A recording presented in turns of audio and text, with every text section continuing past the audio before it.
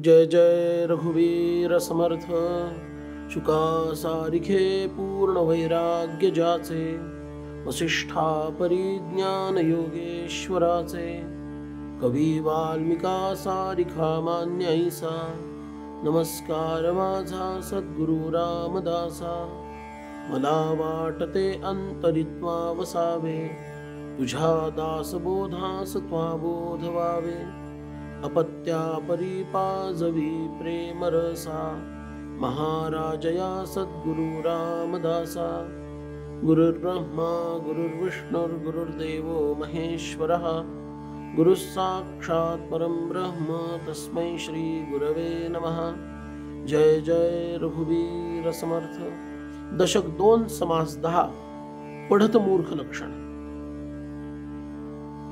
दुसऱ्या दशकाच्या या समारोपामध्ये समर्थांनी पढत मूर्खांची लक्षणं सांगितली। दशकाचा प्रारंभ झाला मूर्ख लक्षणांनी आणि दशकाचा समारोप समर्थ पढत मूर्ख लक्षणांनी करत आहे।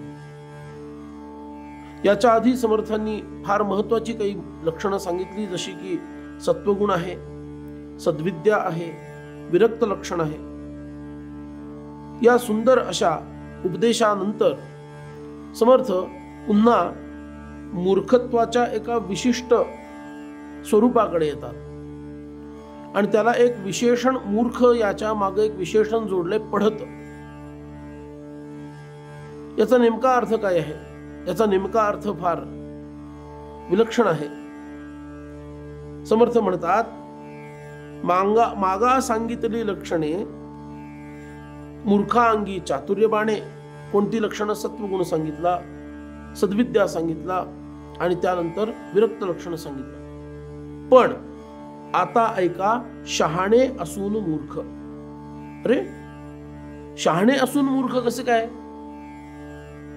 याचा अर्थ बुद्धीला सगळं कळतं, योग्य काय अयोग्य काय बुद्धीला पटतं, पण कृतीमध्ये येत नाही। योग्य गोष्टी करण्याची कृती होत नाही, अयोग्य गोष्टी सोडण्याची कृती होत नाही। याचं एकच कारण आहे, ते म्हणजे वैराग्याचा अभाव। आणि म्हणून समर्थ म्हणतात, शहाणे असून मूर्ख, तया नाव पढत मूर्ख। श्रोती न मनावे दुःख, अवगुण त्यागिता सुख प्राप्त होय। अशा लोकांना पढत मूर्ख म्हणा। का? कारण लोकासंगे ब्रह्मज्ञान, आपणे कोरडे पाषाण। स्वतः मात्र पूर्ण कोरडा आहे, लोकांना सांगण्यासाठी त्याच्याकडे भरपूर काही आहे, तसं वागण्याची वृत्ती मात्र त्याच्यामध्ये नाही। त्यामुळं याला पढत मूर्ख असं म्हटलं। त्याची लक्षणं सांगायला सुरुवात समर्थ करतात। बहुश्रुत आणि व्युत्पन्न, प्रांजळ बोले ब्रह्मज्ञान, दुराशा आणि अभिमान धरी तो एक पढत मूर्ख। खूप श्रवण केलेलं आहे, बुद्धी खूप चालते, लोकांना समजून सांगण्याची धाटणी उत्तम आहे, अत्यंत अधिकारानं जणू काही ब्रह्मज्ञानाचा उपदेश ती व्यक्ती करू शकते। इतकं सगळं दुसऱ्यांसाठी आहे, स्वतःसाठी काय आहे? दुराशा आणि अभिमान। दुराशा कोणती? भगवंताखेरीज अन्य वस्तूंची आणि व्यक्तींची आशा धरणं, यालाच परमार्थात दुराशा म्हटलं। ज्याला मनाच्या श्लोकातच समर्थांनी म्हटलं की मना राघवेविण आशा नको रे। आणि अशी राघवाविण असणाऱ्या अन्य लोकांकडून, सत्तेकडून, संपत्तीकडून आशा ठेवणं, हे काय झालं? पढत मूर्खाचं लक्षण झालं। आतमध्ये अभिमान भरपूर आहे। का? मला इतकं ज्ञान आहे, माझी इतकी बुद्धी आहे, मी लोकांना असा प्रभावित करू शकतो। हा पढत मूर्ख आहे। आणि याचा परिणाम असा होतो, आतमध्ये वैराग्य नसल्यामुळं काटेकोरपणे वागण्याची वृत्ती नसते, सांगण्याची असते, वागण्याची नसते। त्यामुळं लोक आपल्याला खूप मानतात, आपल्याला मोठं समजतात, याचा गैरफायदा घेऊन असा पढत मूर्ख काय करतो बघा? मुक्त क्रिया प्रतिपादी। शास्त्रांनी ज्या क्रियांचा निषेध केलेला आहे, अशा सुद्धा क्रिया त्यांचं प्रतिपादन करतो। म्हणजे काय? अजून तुम्ही नामातच अडकलेले आहात। अरे रे रे रे, ब्रह्मज्ञान कधी होणार तुम्हाला?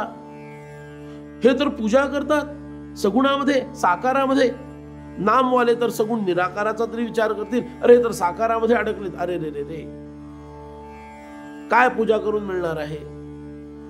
काय दगडाला आणि धोंड्याला आणि त्या धातूला आणि लाकडाला काही कळतं त्याच्यातलं? हे काही करू नका, फक्त ब्रह्मज्ञानाचा विचार करा. मी आत्मा आहे, मी परमात्मा आहे. कुठलेही या 16 ओळ्याचे नियम पाळण्याची गरज नाही. उष्ट असो किंवा कसंही असो, कुठल्याही हातचं खा, कुणीही कसंही फिरा, कसंही वागा, काही फरक पडत नाही. फक्त लक्षात ठेवा, मीच तो परमात्मा आहे. अशा प्रकारे मुक्त क्रिया प्रतिपादी, सगुण भक्ती उच्छेदी, आता म्हटल्याप्रमाणे स्वधर्म आणि साधन निंदी, तो एक पढत मूर्ख आहे. पुढं, आपले न ज्ञातेपणे सकळास शब्द ठेवणे, प्राणी मात्रांचे पाहे होणे, तो एक पढत मूर्ख. स्वतःला फार कळतं म्हणून इतरांना नावं ठेवणं आणि दुसऱ्यांमधले दोषच पाहणं, सद्गुण न पाहणं, याला म्हणायचं पढत मूर्ख. पुढं, रजोगुण तमोगुण त्याच्या अंगात भरलेला आहे. कुटील बुद्धी अंतःकरणात भरलेली आहे आणि दुसऱ्याचं वैभव पाहून याचा फायदा मला होईल असं लक्षात घेऊन अशा दुष्ट वृत्तीच्या माणसाला सुद्धा तो अगदी त्याची स्तुती करत फिरतो, तो कोण आहे? पढत मूर्ख.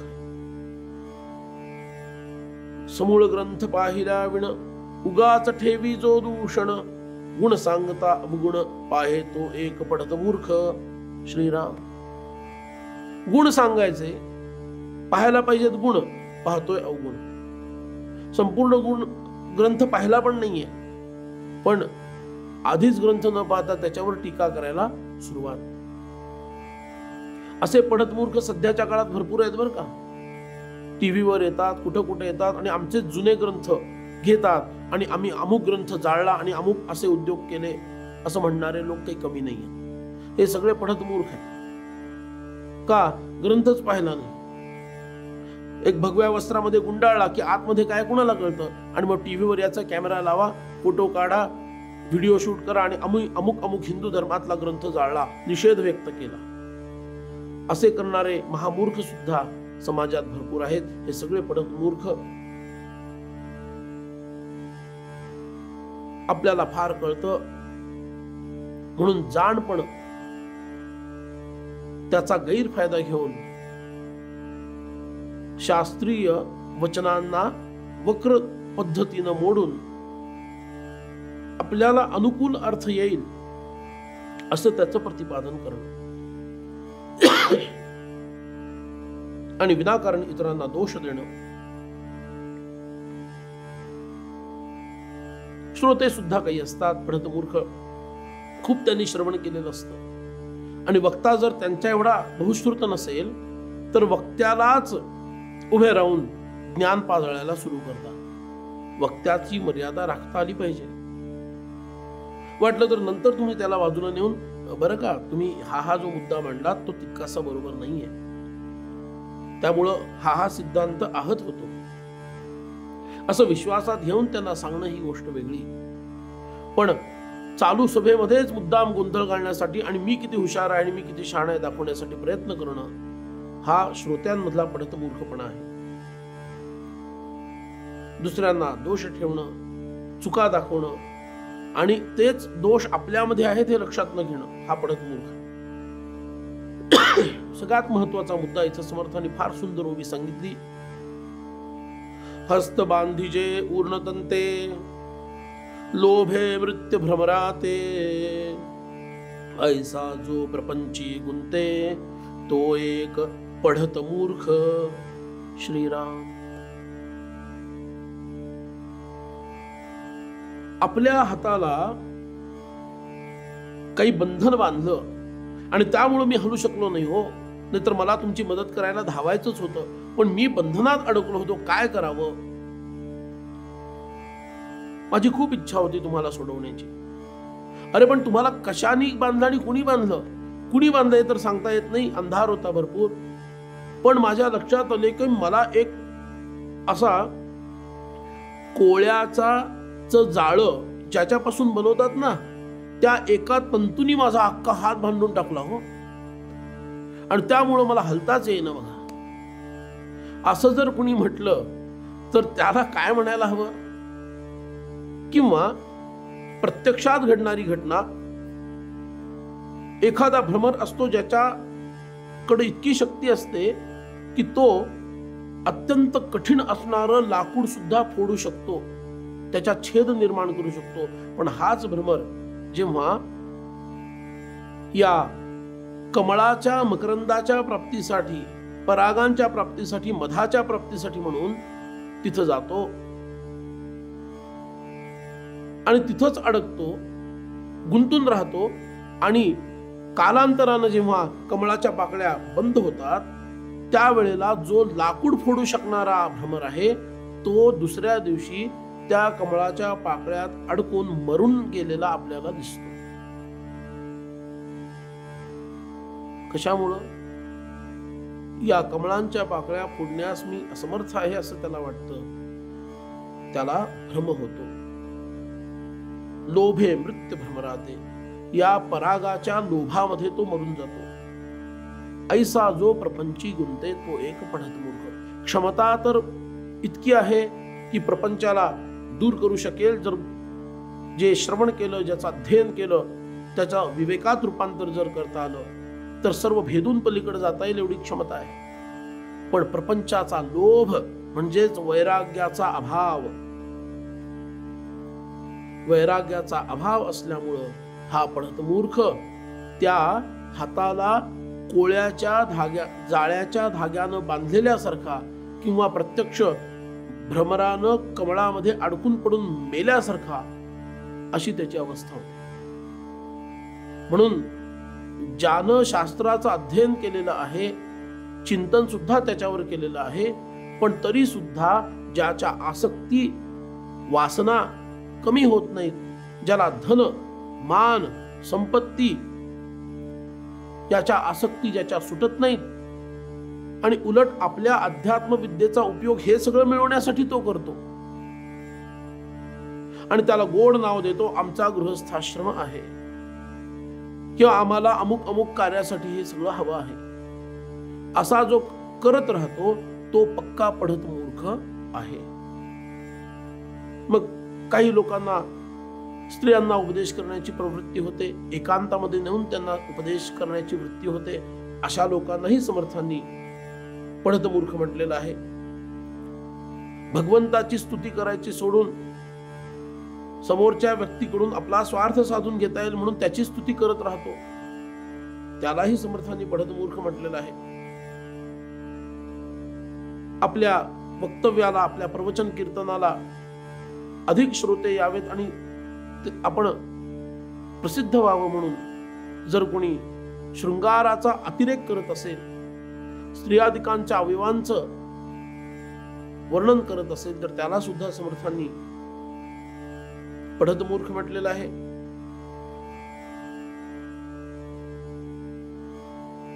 सध्या असे काही कलियुगाच्या प्रभावामुळं असे काही वक्ते निर्माण झालेले आहेत की बोलतात अध्यात्माचा विषय आणि प्रवृत्ती असते समाजवाद आणि साम्यवादाकडे, की ज्याचा याच्याशी कधी ताळमेळच बसत नाही. त्यानं प्रभावित झालेले अनेक वक्ते आज फिरतायत समाजामध्ये आणि ते लोकांची मन दूषित करतात. हे सगळे पढत मूर्ख आहेत. एकीकडे भगवत भक्ती सांगायची, दुसरीकडे एका विशिष्ट समाजाबद्दल द्वेष पसरवायचा आणि म्हणायचं की भगवंत तर सर्वांमध्येच आहे आणि मग विशिष्ट समाजाबद्दल द्वेष का पसरवता, त्याचं उत्तर त्यांच्याकडे नाही. हे पक्के पढत मूर्ख. असे अनेक पढत मूर्ख समर्थ वर्णतात. श्रवण होता अभ्यंतरी, गुणदोषाची चाळणा करी, परभूषणे मत्सरी तो एक पढत मूर्ख. काय बोलावा त्याला? श्रवण केलं, चांगलं काय वाईट काय याचं चिंतन केलं, इथपर्यंत त्याचा टप्पा गेला, पण ह्या चांगल्या गोष्टीतील एखादा चांगला गुण समोरच्यामध्ये दिसला तर ह्याला मत्सर त्याच्याबद्दल निर्माण झाला. का? हा सद्गुण माझ्यामध्ये नाहीये पण त्याच्यामध्ये कसा काय आला? अरे तुला आनंद व्हायला पाहिजे, की चला तुझ्यात नाहीये तो सद्गुण, तू त्याच्या संगतीत राहा, तो सद्गुण तुझ्या मध्ये पण येईल. नाही, त्याच्यातला सद्गुण मला पाहवत नाही. मग जे काही चिंतन केलं, अभ्यास केला, त्याचा उपयोग काय झाला?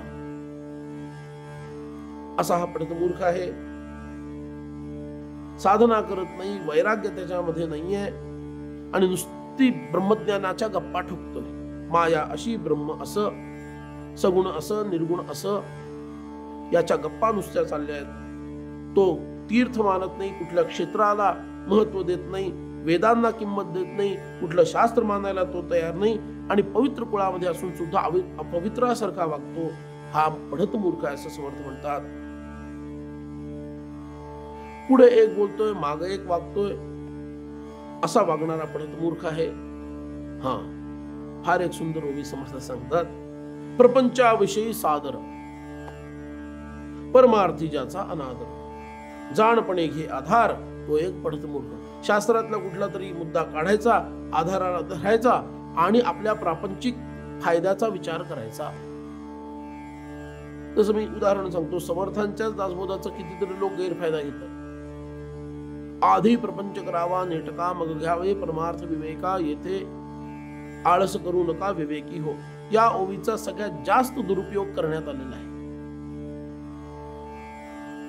म्हणजे प्रपंचासाठी तळमळणारे लोक याचा वापर करतात आणि प्रपंचच आधी करायला पाहिजे. आणि आधी शब्दाचा अर्थ मरेपर्यंत, आणि मरताना फक्त राम घ्या, झालं तुमचं काम. ते राम नाम मुखात येणार नाही.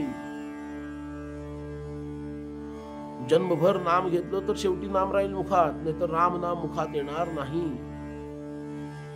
अशा शास्त्रांच्या वचनांचा स्वतःच्या स्वार्थासाठी दुरुपयोग करणारा तो कोण आहे? पक्का पढतमूर्ख.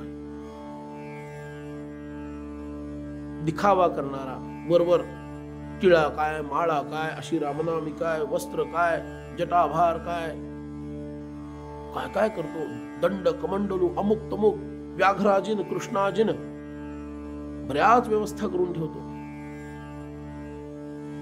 सोंग संपादी वरीवरी, करू नये तेची करी, मार्ग चुकून भरे भरी, तो एक पढतमूर्ख. वरवरचा देखावा उपयोगी नाही.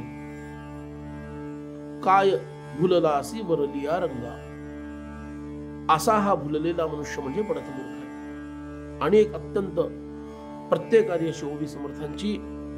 रात्रं दिवस करी श्रवण, न सांडी आपले अवगुण, स्वहित आपले आपण नेणे, तो एक पढतमूर्ख. श्रीराम. दिवस रात्र श्रवण सुरू आहे, पण आपले अवगुणच त्यागत नाही. पहाटे पहाटे उठल्या उठल्या मनाच्या श्लोकांचं श्रवण चालू झालं कुठल्या तरी माध्यमातून. सकाळचे सगळे विधी आटोपल्यानंतर पुन्हा 9 वाजता कुठला तरी रामायणाचा विषय 9 ते 12 रामायण ऐकलं, भोजन प्रसाद घेतला. भोजन झाल्यानंतर थोडी वामकुक्षी घेतली न घेतली, तोपर्यंत श्रीमद भागवताचं श्रवण सुरू केलं. ते झालं. संध्याकाळचं थोडे चहा पाणी अमुक तमुक झालं की मधल्या काळामध्ये दासबोधावरचं एक प्रवचन ऐकलं. ते झाल्यानंतर रात्रीचं खाणं झालं. रात्रीचं खाणं झाल्यानंतर पुन्हा ज्ञानेश्वरीवरचं एक छान प्रवचन ऐकलं आणि आता झोपायची वेळ झाली, झोपी गेला. आणि अशा पद्धतीनं अनेक दिवस, महिने, वर्षानुवर्ष अशा पद्धतीनं त्याचं आचरण आहे. पण त्याच्या वागण्याकडे जर बघितलं ना, तर हे नुसतं एका कानानं ऐकून दुसऱ्या कानानं सोडलेलंच आहे की काय असं वाटतं. रात्रंदिवस करी श्रवण, न संडी आपले अवगुण, स्वहित आपले आपण नेणे, तो एक पढतमूर्ख. असाही पढतमूर्ख आहे.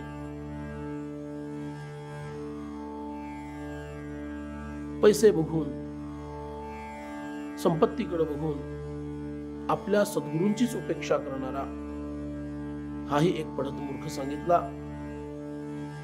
अशी अनेक लक्षणं समर्थ सांगतायत. वर्तल्या मिण शिकवी, स्वतः न वागता शहाणपण शिकवणारा, ब्रह्मज्ञान लावणी लावी, सर्वम खल्विदम ब्रह्म म्हणायचं आणि एकंकार करत सुटायचं, भेदाभेद नष्ट करायचा आणि त्याला संतांच्या वचनांचा आधार घ्यायचा. आणि असं करून पराधीन गोसावी तो एक पडत मूर्ख, दुसऱ्याकडून कायम काहीतरी याचना करत राहायचं, हा पडत मूर्ख आहे. अशा माणसाची काय दुर्गती होते बघा. मूर्ख आणि पडत मूर्ख. एक वेळ मी म्हणतो मूर्ख परवडला, कारण त्याला काहीच माहिती नाहीये, त्याची पाटी कोरी आहे. त्याच्या सद्भाग्यानं जर त्याला सत्संगती मिळाली तर त्याचा उत्कर्ष होणार आहे कधीतरी. पण ह्या पठ्ठ्याची पाटी कोरी नाहीये, त्याच्यावर इतकं काही रेखाटलेलं, इतकं लिहिलेलं आहे की त्याला सत्संग जरी मिळाला तर तो पुसण्यातच निम्मा वेळ जाणार आहे, खर्ची पडणार आहे. आणि त्याच्यानंतर पुन्हा पहिल्यापासून श्री गणेशा करायची वेळ येते. तुम्ही संगीत क्षेत्रामध्ये ऐकलं असेल की मोठे मोठे गुरु असतात, ते म्हणतात हा पुन्हा किती शिकलाय, तो म्हणतो मी 4 वर्ष शिकून आलोय, मी 5 वर्ष शिकून आलोय. ते शक्यतो नाकारतात, नको म्हणतात. का? कारण आता मी शिकवायचं म्हणजे 5 वर्षात जे काही उलट सुलट शिकला असेल ते आधी त्याचं पुसून घ्यायचं. मग गाणारा असेल तर गळा पुसून घ्या, तबला वाजवणारा, पखावाज वाजवणारा असेल तर हात ठीक करा, सतार वाजवणारा असेल तर तसंच. आणि त्याच्यानंतर मग श्री गणेशा सुरू. ही या पडत मूर्खाची अवस्था आहे. मूर्खाची पाटी कोरी आहे. पडत मूर्खाच्या पाठीवर भरपूर काही लिहिलेलं आहे उलट सुलट. म्हणून त्याची अवस्था अशी होते, प्रपंच गेला हातीचा आणि लेश नाही परमार्थाचा. काय प्रत्येक हरी समर्थांचं बोलणं आहे. का? प्रपंचाच्या नावानं खडे फोडले कायम. का? ब्रह्मज्ञान सांगायचे ना, परमार्थ सांगायचंय. परमार्थामध्ये प्रपंचाची आसक्ती घालवण्यासाठी प्रपंचाला शत्रू माना, तो घोर आहे. नव्हे सार संसार हा घोर आहे, मना सज्जना सत्य शोधून पाहे, अशा पद्धतीने उपदेश आहे. म्हणून हे सांगत राहायचं. त्यामुळे धड प्रपंचही होत नाही आणि आतमध्ये बिंबू न दिल्यामुळं परमार्थही होत नाही. प्रपंच गेला हातीचा, लेश नाही परमार्थाचा. एक थेंबर परमार्थ हात जात नाही.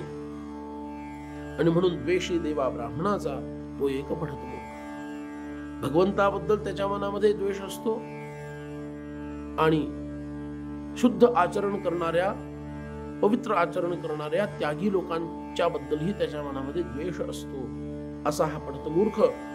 आणि म्हणून समर्थांनी सांगितलं, परम मूर्खा माझी मूर्ख, जो संसारी मानी सुख, या संसार दुःख ऐसे दुःख आणिक नाही. संसरती इति संसार.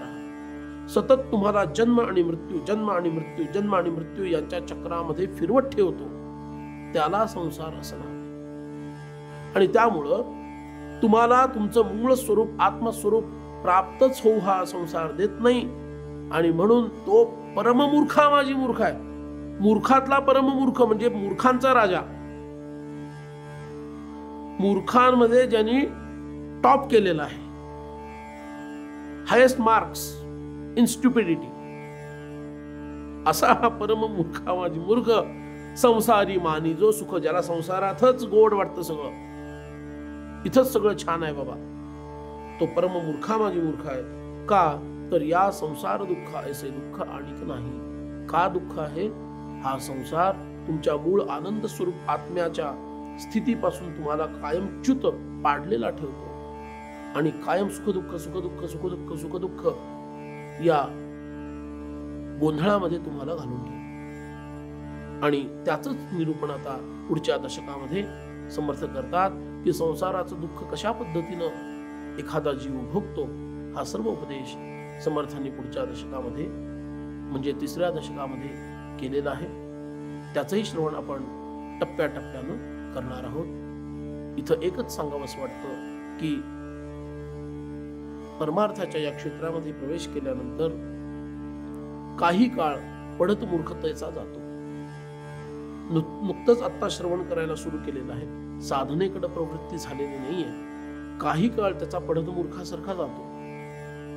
ऐकलेलं आहे, आचरणात नाही. पण हा काळ कमीत कमी राहावा ही जबाबदारी परमार्थामध्ये प्रवेश केलेल्या प्रत्येक व्यक्तीची आहे. नाहीतर दीर्घकाळ आम्ही इतकी वर्ष इतके तप अमुक अमुक करत आहोत, अमुक अमुक परंपरेमध्ये आहोत, हेच करत आहोत आणि वागताना मात्र त्याचं वागणं या समासात दिलं त्याप्रमाणे जर असेल तर ते त्याचं दुर्दैव आहे. आणि तो त्या गुरु परंपरेला, त्या संप्रदायाला सुद्धा कमीपणा आणत आहे, हे त्यानं लक्षात घ्यायला पाहिजे. म्हणून हा परम पडत मूर्खाचा काळ कमीत कमी जीवनात असावा, इकडं प्रत्येक साधकानं लक्ष द्यायला हवं. आणि तीच प्रार्थना श्री समर्थांच्या चरणी करतो आणि माझ्या वाणीला विराम देतो. जय जय रघुवीर समर्थ.